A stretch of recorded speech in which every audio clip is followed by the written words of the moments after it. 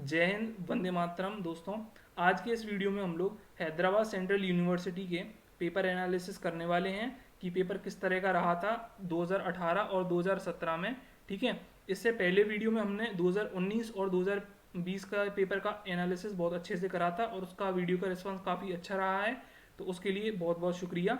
ठीक है, तो इस वीडियो में हम लोग पेपर पैटर्न को समझेंगे, इंपॉर्टेंट टॉपिक्स क्या रहे हैं, ठीक है, और सब्जेक्ट वाइज भी एनालिसिस करेंगे कि रियल एनालिसिस से कौन कौन से टॉपिक्स के क्वेश्चन आए, ग्रुप थ्योरी से किस किस टॉपिक के आए, लीनियर अलजेब्रा, न्यूमेरिकल एनालिसिस, जो भी टॉपिक्स पूछे गए सबके बारे में अच्छे से अपन समझेंगे।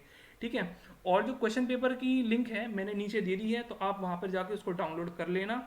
और DU, BHU, south Asian university और SU के जो भी हमने सॉल्यूशन डिस्कस करे हैं सभी को मैंने प्लेलिस्ट वाइज भी अरेंज कर दिया है, तो आपको वीडियो ढूंढने में कोई प्रॉब्लम नहीं होगी। तो वो प्लेलिस्ट वाइज लगे हुए हैं, आप उनको जाके जरूर चेक करें। अगर ये वीडियो आपके लिए हेल्पफुल होता है तो वीडियो को लाइक करना ना भूलें, चैनल को सब्सक्राइब जरूर कर लें। ठीक है, ताकि ऐसी ही वीडियोस आप तक जरूर आते रहें। बेल आइकन को भी जरूर दबा ही लेना। ठीक है, और कमेंट करके हमें जरूर बताना कि वीडियो आपको कैसा लगा और नेक्स्ट आप किस टॉपिक के ऊपर वीडियो देखना चाहेंगे, वो भी आप हमें कमेंट सेक्शन में जरूर बताएं। ठीक है, तो पहले पेपर पैटर्न की हम लोग बात कर लेते हैं। 2017 के पेपर में पार्ट ए और पार्ट बी दो ही सेक्शन आते हैं हमेशा की तरह। पहले पार्ट ए में 1 मार्क्स के सभी क्वेश्चंस थे, MCQ टाइप के थे और 0.33 की नेगेटिव मार्किंग थी। कहने का मतलब ये है कि अगर आप एक क्वेश्चन को गलत करते हो तो आपके 0.33 मार्क्स डिडक्ट हो जाएंगे। ठीक है, पार्ट बी की बात करते हैं तो 3 मार्क्स का एक क्वेश्चन था लेकिन कोई भी नेगेटिव मार्किंग नहीं थी, है ना। और जैसा कि मैं आपको पहले भी बता चुका हूँ, MCQ और MSQ टाइप दोनों तरह के क्वेश्चन होते हैं, मल्टीपल सिलेक्टिव और सिंगल करेक्ट वाले भी। पर ज़्यादातर क्वेश्चंस कैसे रहते हैं, मल्टीपल चॉइस रहते हैं, उनका एक ही ऑप्शन करेक्ट निकलता है। 2018 के पेपर के पैटर्न की हम अगर बात करें तो पार्ट ए में सभी 1 मार्क्स के क्वेश्चन आए थे। ठीक है, और नेगेटिव मार्किंग वही 0.33 की रही थी।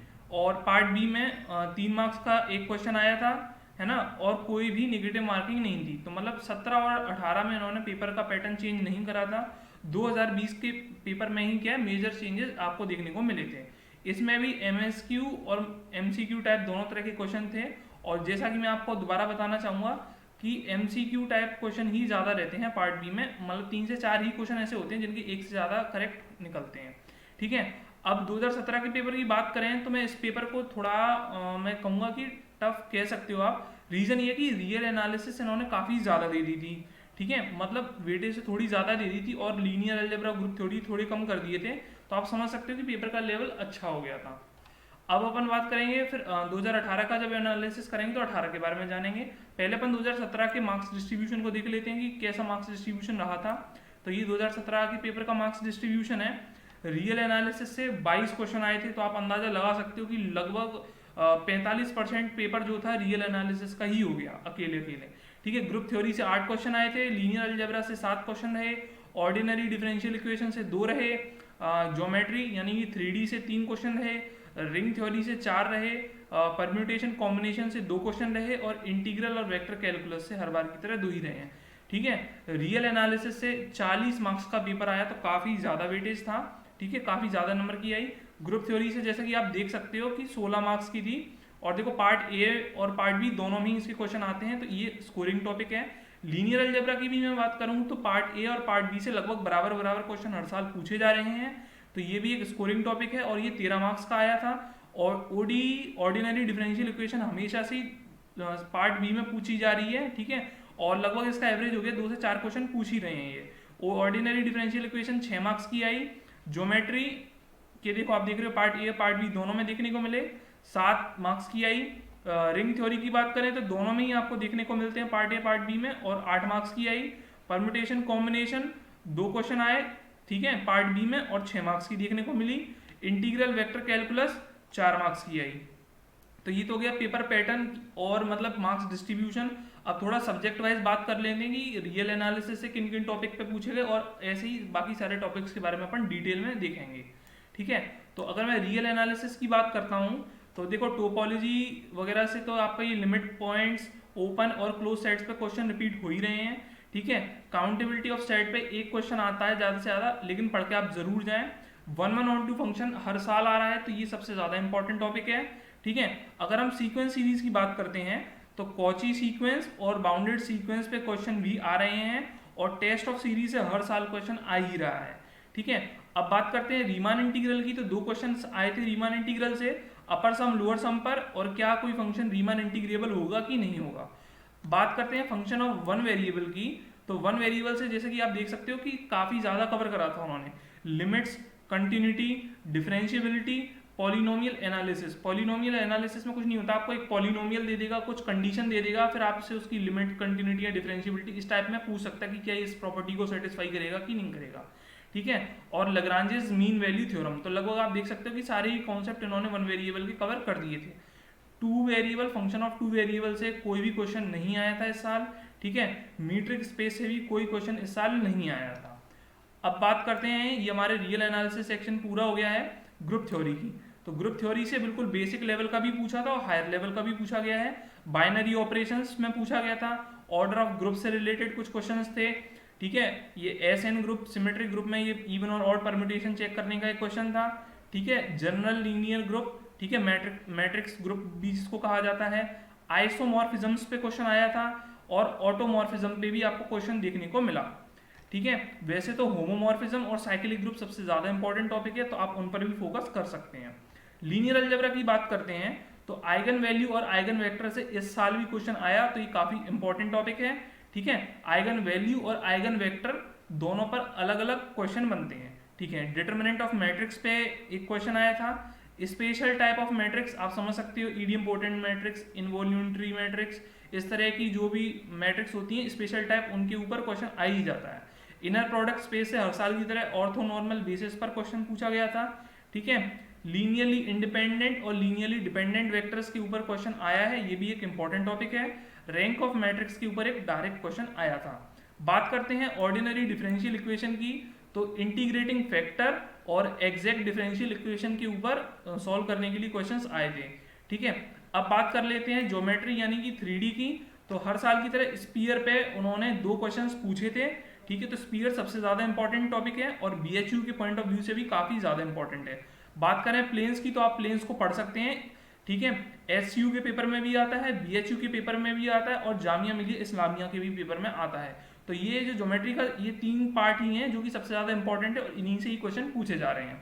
बात करते हैं रिंग थ्योरी की, तो रिंग थ्योरी से हर साल की तरह आइडियल्स पे एक क्वेश्चन जरूर आया।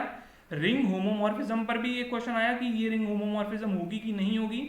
इंटीग्रल डोमेन के ऊपर एक क्वेश्चन रहा था और गॉसियन रिंग के ऊपर भी क्वेश्चन रहा। तो गॉसियन रिंग भी एक इंपॉर्टेंट टॉपिक है, आप इस पर भी फोकस कर सकते हैं। इंटीग्रल कैलकुलस और वेक्टर कैलकुलस की बात करूं, तो हर साल की तरह दो ही क्वेश्चन रहे इनके में भी। स्टोक्स थ्योरम से सरफेस इंटीग्रल निकालने के लिए आया था। ठीक है, और volume of solid of revolution के ऊपर एक क्वेश्चन पूछा गया था। तो जैसा कि आप देख सकते हो कि रियल एनालिसिस पे उन्होंने इस साल थोड़ा ज्यादा फोकस करा था और अपन ने थोड़ा देख लिया डेप्थ में कि क्या क्या टॉपिक्स पूछे गए थे और क्या क्या नहीं थे। ठीक है, तो इस वजह से मैं इस पेपर को थोड़ा मॉडरेटली टफ रेट करूंगा। 2018 के पेपर के बारे में बात कर लेते हैं। तो रियल एनालिसिस साल 13 क्वेश्चन आए थे और टोटल 19 मार्क्स की आई है ये। ठीक है, तो आप देख सकते हो कि क्वेश्चंस 13 हैं, कम नहीं है, लेकिन उन्होंने 10 क्वेश्चन 1 मार्क्स वाले ही सेक्शन में डाले थे, है ना। और पार्ट बी में आप देख रहे हो कि सिर्फ 3 क्वेश्चन पूछे गए, इस वजह से इसका थोड़ा सा वेटेज का इस साल कम हो गया। अब अगर रियल से कम कराए तो कहीं ना कहीं तो बढ़ाया होगा, सीधी बात है। तो आप देख सकते हो ग्रुप थ्योरी से 12 क्वेश्चन आए, लेकिन 22 मार्क्स की आई ग्रुप थ्योरी, है ना। और आप देख सकते हो कि देखो 1 मार्क्स में भी क्वेश्चन रहे और 3 मार्क्स में भी अच्छे खासे क्वेश्चन रहे हैं। लीनियर अलजेब्रा से 9 क्वेश्चन आए और 19 मार्क्स की आई। ठीक है, 4 क्वेश्चन आपको पार्ट ए में देखने को मिले और 5 क्वेश्चन आपको पार्ट बी में देखने को मिले। ऑर्डिनरी डिफरेंशियल इक्वेशन हर साल की तरह वो अपने एवरेज को मेंटेन किए हुए है, 2 से 4 क्वेश्चन ही एवरेज पर आ रहे हैं। ठीक है, और इस साल 3 क्वेश्चन आए और 6 मार्क्स की रही। पार्शियल डिफरेंशियल इक्वेशन इस साल आई थी। ठीक है, इससे पहले अभी तक अपन ने जो 17 का पेपर देखा, 19 का देखा, 20 का देखा, किसी में भी पार्शियल डिफरेंशियल इक्वेशन नहीं आई। इसी साल आई है 2018 में। ठीक है, 2 क्वेश्चन पूछे गए 6 मार्क्स के।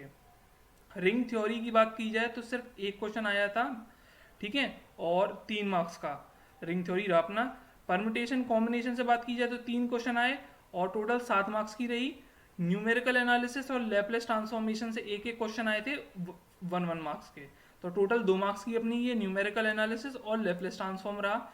नंबर थ्योरी की बात की जाए तो नंबर थ्योरी का भी ऐसा है कि जिस साल वो आई है तो कम से कम 3 क्वेश्चन उससे पूछे गए हैं, ठीक है। और इस साल ये 7 मार्क्स की रही। कॉम्प्लेक्स एनालिसिस से एक क्वेश्चन आया है, ठीक है, और 3 मार्क्स का। 2020 में भी एक ही क्वेश्चन आया था 3 मार्क्स का। इंटीग्रल कैलकुलस से सिर्फ इन्होंने एक क्वेश्चन पूछा था, लिमिट ऑफ सम के ऊपर था, और वो भी 3 मार्क्स का रहा। तो ये तो हो गया मार्क्स डिस्ट्रीब्यूशन। अब अपन टॉपिक वाइज बात कर लेते हैं किन किन टॉपिक से क्वेश्चन आए थे। तो रियल एनालिसिस की अपन बात करते हैं। तो सुप्रीमम ऑफ सेट पर एक क्वेश्चन आया था, ठीक है। और 4 से 5 क्वेश्चन ऐसे थे जो कि सेट थ्योरी से थे, मतलब सिमेट्रिक डिफरेंस पे इस सेट का इंटरसेक्शन क्या होगा, नंबर ऑफ सबसेट्स क्या हो सकते हैं, इस तरह के क्वेश्चन कुछ पूछे गए थे सेट थ्योरी से। पॉलिनोमियल एनालिसिस पे भी आपने देखा कि इसे अभी ऊपर वाले में भी कि मतलब पॉलिनोमियल एनालिसिस में क्वेश्चन आए हैं, ठीक है। और रिलेशंस में बात करूं तो नंबर ऑफ रिलेशन, इस तरह के क्वेश्चन आ जाते हैं कि सिमेट्रिक होगा, रिफ्लेक्सिव, इस टाइप के। और सबसेट की काउंटिंग के ऊपर भी एक क्वेश्चन पूछा गया था, ठीक है। फंक्शन ऑफ वन वेरिएबल से अगर बात करें तो लिप्सिस फंक्शन से क्वेश्चन पूछा गया था, ठीक है। और रूट ऑफ इक्वेशन से क्वेश्चन पूछा गया था। लिमिट कंटिन्यूटी डिफरेंशियबिलिटी से ऐसा कोई डायरेक्ट क्वेश्चन इस साल नहीं रहा था, जैसा कि मैं आपको बताना चाहूंगा, ठीक है। 2 वेरिएबल भी नहीं आया था, ना ही मीट्रिक स्पेस, ना ही रीमान इंटीग्रेशन। अब बात करते हैं सीक्वेंस सीरीज की। तो सीक्वेंस सीरीज से कॉची सीक्वेंस पे एक क्वेश्चन देखने को मिला और बाउंडेड सीक्वेंस पे देखने को मिला। टेस्ट ऑफ सीरीज पे इस साल कोई क्वेश्चन नहीं रहा। ग्रुप थ्योरी की मैं बात करूं, ग्रुप थ्योरी काफी सारे टॉपिक्स के ऊपर आए। देखो ऑर्डर ऑफ ग्रुप दोबारा रिपीट हुआ, तो इंपॉर्टेंट टॉपिक है। साइक्लिक ग्रुप भी इंपॉर्टेंट टॉपिक है। एसएन ग्रुप भी इंपॉर्टेंट है। कॉन्जुगेट क्लास से एक सिंपल सा क्वेश्चन रहा। सी स्टार डॉट बहुत ही ज्यादा इंपॉर्टेंट है।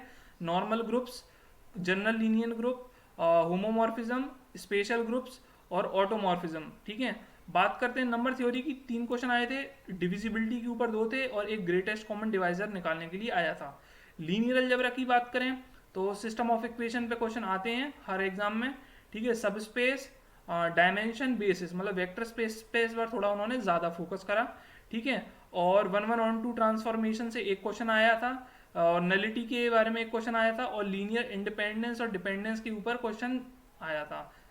LILD वेक्टर्स, तो आप समझ सकते हो कि वेक्टर स्पेस का इस बार थोड़ा ज्यादा रोल रहा है इसमें लीनियर अलजेब्रा में।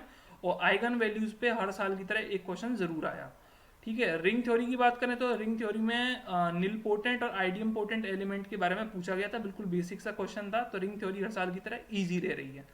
ऑर्डिनरी डिफरेंशियल इक्वेशन भी मैं कहूंगा कि स्कोरिंग है, क्योंकि देखो 3 से 4 क्वेश्चन आ रहे हैं और वही तरह के रिपीट हो रहे हैं कि नॉन होमोजीनियस इक्वेशन के ऊपर एक क्वेश्चन आ रहा है पीआई और जनरल सॉल्यूशन फाइंड करने के लिए, ठीक है। इनिशियल वैल्यू प्रॉब्लम पे एक क्वेश्चन आ रहा है और ऑर्थोगोनल ट्रेजेक्ट्री पर भी एक क्वेश्चन आ ही रहा है। अब बात करते हैं हम लोग पार्शियल डिफरेंशियल इक्वेशन की। तो लग्रांजेस इक्वेशन यानी कि 4 पार्ट्स मेथड वगैरह आप देख लेना, वो भी काम का ही है। तो लग्रांजेस मेथड इक्वेशन पे एक क्वेश्चन आया था और जनरल सॉल्यूशन फाइंड करने के लिए एक क्वेश्चन आया था। न्यूमेरिकल एनालिसिस से उन्होंने न्यूटन रेफसन मेथड की रेट ऑफ कन्वर्जेंस पूछी थी। तो आप कोशिश कर लेना कि ऑर्डर ऑफ कन्वर्जेंस आप पढ़ के चले जाओ, ठीक है। और वैसे अगर आप देखोगे तो जो BHU का मैंने सॉल्यूशन बनाया है न्यूमेरिकल एनालिसिस का 2020 वाला, उस प्लेलिस्ट में आपको मैंने ऑर्डर ऑफ कन्वर्जेंस भी समझाई है पार्ट फर्स्ट में, तो उसमें देख लेना, आपको उससे भी हेल्प मिल जाएगी।